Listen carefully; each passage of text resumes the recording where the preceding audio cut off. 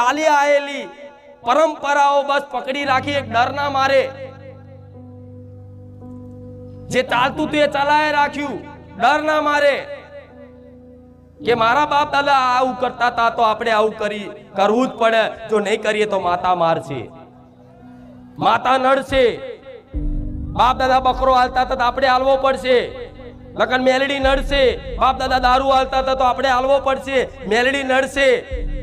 કોકે કરી નાખ્યું છે, કોકે મૂઠ મારી છે, કઈક ધંધો હરકો ના ચાલે એટલે તરત દોણા જોવડાવા, કોઈક બીમાર પડ્યું એટલે તરત ચોક જોવડાવા,